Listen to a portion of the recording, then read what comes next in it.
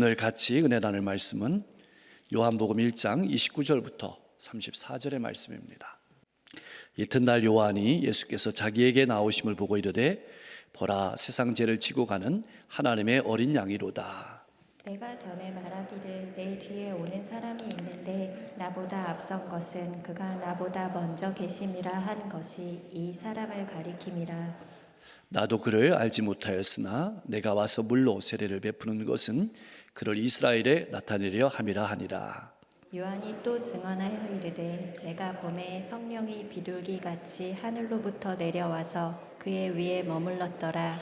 나도 그를 알지 못하였으나 나를 보내어 물로 세례를 베풀라 하신 그이가 나에게 말씀하시되 성령이 내려서 누구 위에든지 머무는 것을 보거든 그가 곧 성령으로 세례를 베푸는 이인 줄 알라 하셨기에 내가 보고 그가 하나님의 아들이심을 증언하였노라 하니라. 아멘. 사람들이 속죄 제사를 드릴 때면 자신의 죄를 용서받기 위해서 자신이 친히 어린 양을 준비해 왔습니다. 그러면 제사장은 그 양들을 각각 준비한 사람의 이름을 따라서 불렀습니다. 이를테면 아브라함의 어린 양, 야곱의 어린 양, 그렇게 불렀습니다. 세례 요한은 예수님을 이렇게 불렀습니다. 세상 죄를 지고 가는 하나님의 어린 양이다. 이 말은 하나님이 준비하신 양이다. 예수님은 우리 죄를 용서하기 위해서 하나님께서 친히 준비하신 양이라는 말씀입니다. 그래서 우리가 예수님을 믿고 예수님을 섬기고 예수님을 따라 살아가는 겁니다. 그 예수님을 이 세상에 소개하기 위해서, 나타내기 위해서 태어난 사람이 있습니다. 바로 세례 요한입니다. 세례 요한은 자신의 본질이, 자신의 정체성이 무엇인지 분명하게 알았습니다. 오늘날 수많은 사람들이 왜 방황하며 살아가는 것일까요? 왜 힘을 잃고 살아가는 것일까요? 여러 가지 이유가 있지만 자신의 본질, 즉 정체성이 무엇인지 알지 못하기 때문에 그렇습니다. 자신의 정체성을 잘 모르기 때문에 아무리 돈을 벌어도 기쁨이 없습니다. 자신의 정체성이 무엇인지 잘 알지 못하기 때문에 아무리 공부를 해도 만족이 없습니다. 아무리 건강해도 방황을 합니다. 아무리 명예를 얻어도 삶에 평안이 없는 것입니다. 나는 어떻습니까? 왜 기쁨이 없습니까? 왜 만족이 없습니까? 왜 내 삶에 평안이 없습니까? 그렇다면 내가 누구인지 다시 한번 돌아볼 수 있기를 바랍니다. 당대의 많은 사람이 세례 요한을 주목하며 그를 따랐습니다. 요즘 말로 하면 인기가 하늘을 찔렀습니다. 이것을 본 예루살렘은 오늘로 말하면 서울입니다. 중앙의 종교 정치 지도자들이 그를 주목하면서 사람을 보냈습니다. 그래서 세례 요한에게 물었습니다. 내가 누구냐? 그리스도냐? 아니다. 나는 그리스도가 아니다. 그러면 선지자냐? 아니다. 그러면 너는 도대체 누구냐? 나는 주의 길을 곧게 하라고. 광야에서 외치는 소리로다. 나는 주의 길을 곧게 하라고. 광야에서 외치는 소리로다. 그러면 도대체 왜 어찌하여 세례를 베푸느냐? 이건 우리도 궁금합니다. 왜 이 질문을 던졌을까요? 당시 유대인들이 세례를 베푸는 것은 이런 경우입니다. 이방인들이 개종했을 때 더러움을 씻는다는 의미에서 세례를 베풀었습니다. 그런데 세례 요한은 이방인만 아니라 유대인에게도 세례를 베풀고 있었기 때문에 이런 질문을 던진 겁니다. 사실 세례 요한의 세례가 더 심각하게 유대인들에게 문제가 되는 것은 메시아와 연관지어 생각했기 때문입니다. 그래서 내가 그리스도냐고 물었던 겁니다. 요한은 마태복음 3장 11절 말씀에서 분명하게 이렇게 대답했습니다. 나는 너희로 회개하게 하기 위하여 물로 세례를 베푼다. 그러나 내 뒤에 오시는 이는 나보다 능력이 많으시니 나는 그의 신을 들기도 감당하지 못하겠노라. 그는 성령과 불로 너희에게 세례를 베푸실 것이다. 세례 요한은 자신에게 나오는 예수님을 바라보고 이렇게 소리 질렀습니다. 보라. 이 말은 집중하라는 말입니다. 감격적인 말입니다. 예수님께서 세상에 나오심을 바라보면서 감격하면서 부르짖었던 탄성입니다. 우리가 매일매일의 삶을 살아가면서 부르짖어야 될 감격적인 소리가 바로 이 보라라는 것입니다. 내 삶 가운데 날마다 찾아오셔서 나와 함께 하시는 그 주님으로 말미암아서 보라, 감동과 감격이 넘치는 신앙생활이 될 수 있기를 소망합니다. 이제 세례 요한은 더 분명하고 더 간결하게 예수님을 소개합니다. 그것이 29절의 말씀입니다. 우리 같이 다시 한번 읽어보겠습니다. 이튿날 요한이 예수께서 자기에게 나아심을 보고 이르되 보라, 세상 죄를 지고 가는 하나님의 어린 양이로다. 아멘. 여러분, 세상 죄를 지고 간다. 여러분, 지고 간다는 말은 담당한다는 뜻입니다. 또 하나는 제거한다는 뜻입니다. 눈을 제거하는 것처럼 우리의 삶 가운데 있는 죄를 제거하시기 위해서 속죄의 제물로 하나님이 준비하신, 하나님이 보내신 어린 양이라는 뜻입니다.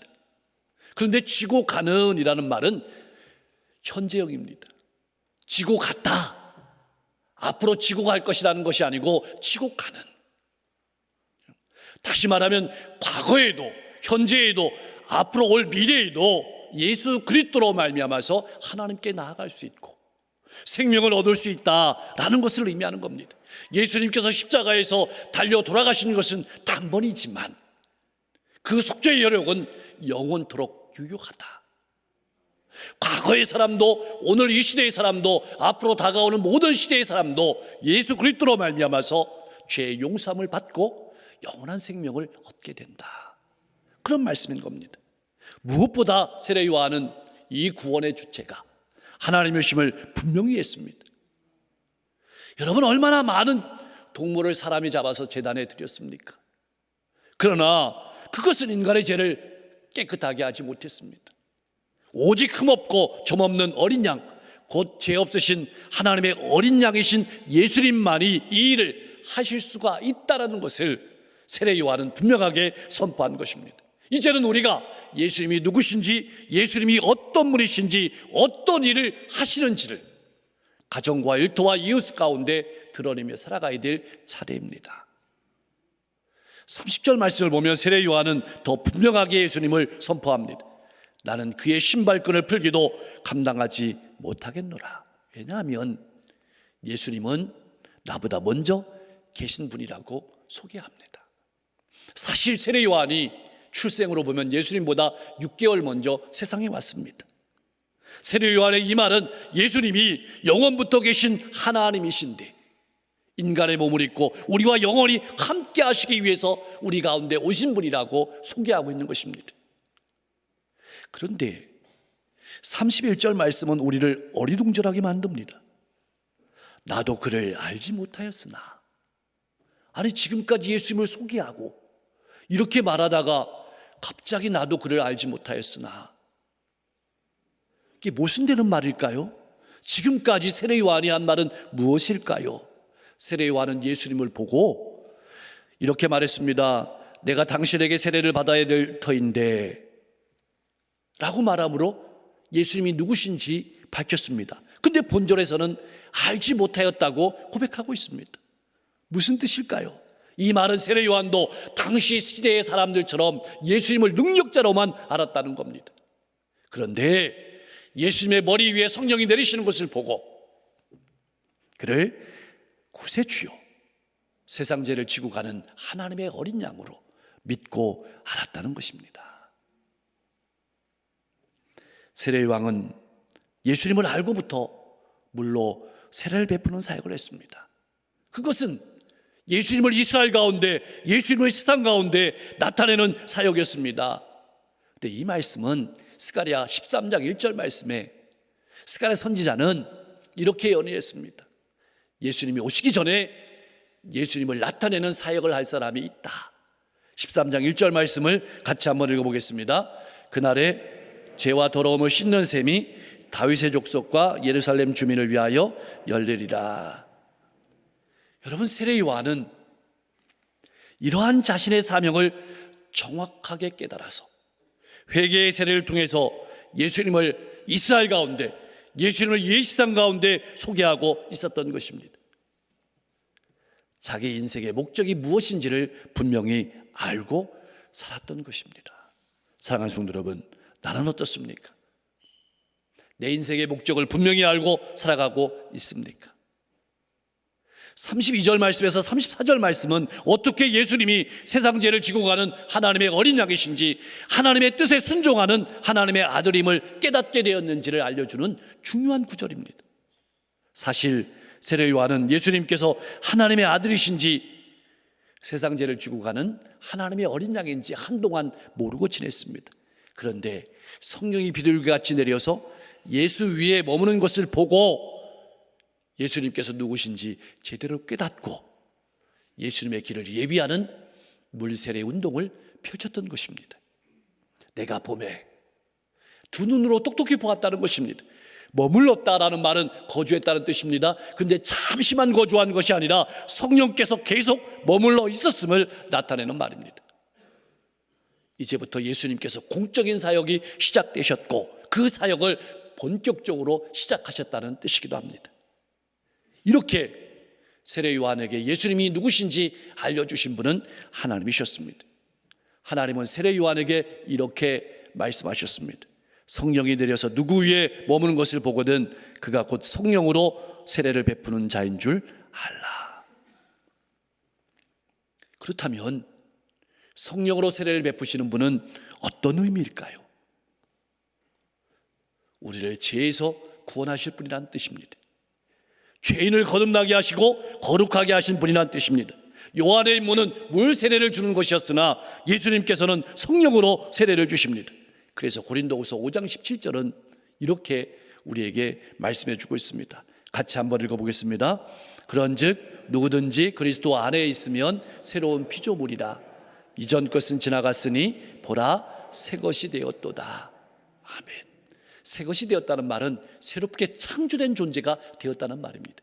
그리스도 안에 있다는 말은 공간적인 의미를 나타내는 것이 아닙니다. 믿음과 회개를 통해서 그리스도가 하나 된 상태를 의미하는 것입니다. 그러므로 신앙인이란 예수와 함께 죽고 예수와 함께 사는 사람을 의미합니다. 이제는 내가 내 인생의 주인이 아니고 예수가 내 인생의 주인이 된 삶을 말하는 것입니다. 이제는 내가 주인인 가치관을 버리고 주님과 하나님 나라에 합당한 삶을 살아가는 것을 의미하는 겁니다. 그런데 우리가 주의해야 될 것은 물세례와 성령세례가 별개의 것이 아니라는 것입니다. 물세례는 성령세례를 예표합니다. 다시 말하면 물세례를 통해서 반드시 성령세례로 나아가야 한다는 뜻입니다. 하나님은 먼저 물로 우리 자신을 깨끗하게 씻기신 다음에 성령으로 세례를 주십니다. 그래서 하나님의 말씀을 따라 살아갈 힘을 주시는 것입니다. 그렇다면 성령 세례란 무엇일까요? 왜 요한은 이것에다가 목숨을 걸었을까요? 이것이 가장 중요합니다. 성령 세례는 우리가 예수 그리스도를 믿을 때 받는 성령의 은혜입니다. 성령은 하나님께서 보내주시는 영입니다. 예수님께서 보내시는 영입니다. 하나님의 영, 예수님의 영이 성령님이십니다. 그렇다면 주님께서 우리에게 성령을 주시는 이유가 무엇일까요? 우리와 하나 되기 위해서입니다. 우리와 함께 하시기 위해서입니다. 우리가 예수님의 소유임을 분명하게 하시기 위해서입니다. 그래서 우리 안에 성령으로 오셔서 우리가 말씀을 들을 때 깨닫게 하십니다. 우리가 기도할 때 기도할 힘을 주십니다. 우리가 어떻게 살아가야 될지 알지 못할 때 우리로 하여금 살아갈 힘을 주시는 분이 성령님이십니다. 우리로 하여금 우리의 본분과 정체성을 깨달아 알게 하십니다. 그리고 예수님을 증거하게 하십니다. 그래서 에베소서 4장 30절은 이렇게 우리에게 증언하고 있습니다. 같이 한번 고백하겠습니다. 하나님의 성령을 근심하게 하지 말라.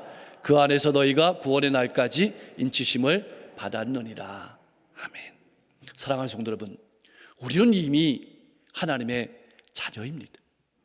하나님의 소유가 된 백성들입니다. 하나님께서 우리 가운데 오셔서, 우리 인생 가운데 오셔서 성령으로 도장을 꽉 찍으셨습니다. 이 말은 아무도 손을 못 댄다는 뜻입니다. 여러분, 특별한 체험이 있어서만 하나님의 자녀가 아닙니다. 특별한 체험이 있든 없든 성령으로 세례를 받은 하나님의 모든 자녀임을 여러분들 기억하시고 힘내서 살아가실 수 있기를 소망합니다. 하나님께서 우리에게 성령을 주시지 않았다면 예수님을 믿을 사람은 아무도 없습니다. 그래서 고린도전서 12장 3절은 이렇게 분명하게 선언하고 있습니다. 같이 한번 읽어봅니다. 그러므로 내가 너희에게 알리노니 하나님의 영으로 말하는 자는 누구든지 예수를 저주할 자라 하지 아니하고 또 성령으로 아니하고는 누구든지 예수를 주시라 할 수 없느니라.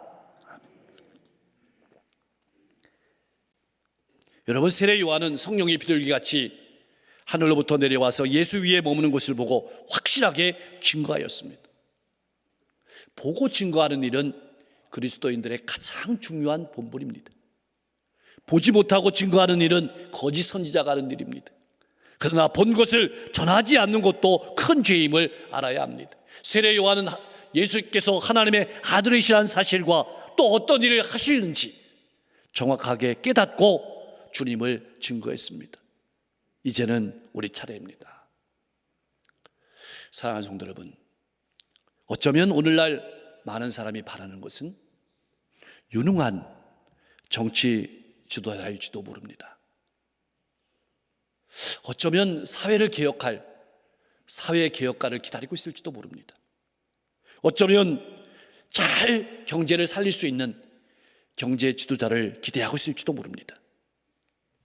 그러나 오늘 우리가 인류가 가장 먼저 바라봐야 될 것은 세상의 죄를 지고 가는 어린 양입니다.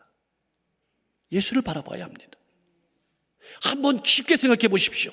내가 무엇이길래 하나님께서 인간의 몸을 입고 이 땅에 오셔서 내 죄를 대신해서 십자가에 자신의 몸을 내어준다는 말입니까? 왜 예수님께서 세상 죄를 지고 가셔야 했다는 말입니까? 나는 이러한 사실 앞에 얼마나 감사하고 얼마나 감격하며 살아가고 있습니까? 세례 요한은 우리에게 그러한 은혜를 주시는 예수님을 바라보라고 증언하고 있습니다. 내 심장 속에는, 내 피 속에는 이러한 은혜와 감동이 녹아 있습니까? 세례 요한은 사람들의 인기에 무너지지 않았습니다. 좌우되지 않았습니다. 자신을 따르는 제자들에게 예수님을 소개하고 그들을 예수님께 양도했습니다. 세례 요한은 자신이 누구인지 철저하게 알았습니다. 그래서 겸손을 잃지 않았습니다. 그래서 겸손의 정확한 의미는 자기 자신을 아는 겁니다.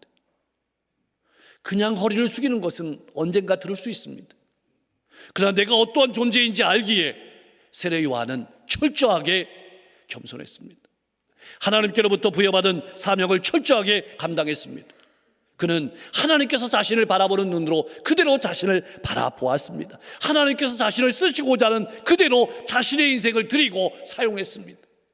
이제는 우리 차례입니다. 우리도 세례 요한처럼 다시 한번 주님의 영광을 바라보아야 합니다. 주님이 얼마나 크신 분인지, 주님이 얼마나 우리를 사랑하시는지를 알아야 합니다. 그러려면 내가 작아져야 합니다. 나는 감추어져야 합니다. 다른 사람이 나를 바라볼 때 내가 아니라 예수가 보여야 합니다. 다른 사람이 나를 바라볼 때 나를 높일까 봐 두려워해야 합니다. 세례 요한은 따르던 제자들을 예수님에게 소개했습니다. 그리고 자신은 역사의 뒤로 사라졌습니다. 그것이 세례 요한의 행복이었습니다. 사랑하는 성도 여러분, 이것이 바로 그리스도인들이 살아가야 될 삶의 본분입니다. 죄와 사망의 길로 걸어가는 모든 세상 사람들에게 빛과 생명 되신 예수님을 나타내는데 여러분의 인생을 사용하십시오. 꼭 기억하십시오. 우리는 빛이 아닙니다. 우리는 등잔일 뿐입니다. 우리는 말씀이 아닙니다. 우리는 말씀을 전하는 소리일 뿐입니다. 우리는 주인이 아닙니다. 우리는 전력일 뿐입니다. 내가 아니라 예수님을 더 잘 나타내기 위해 여러분의 인생을 사용하십시오. 예수님을 더 잘 나타내는 목적을 가지고 공부하십시오. 경제하십시오. 정치하십시오. 사회운동을 하십시오. 목적이 예수가 되도록 하십시오. 여러분의 인생의 기쁨과 즐거움과 행복이 충만할 줄로 믿습니다. 2000년 전에는 세례 요한이 자신을 들여서 예수님을 나타냈다면 이 시대는 우리가 우리 자신을 들여서 예수님을 나타내야 될 차례입니다. 이번 명절이 앞으로 여러분의 인생이 그러한 인생이 될 수 있기를 주님의 이름으로 간절히 축원합니다.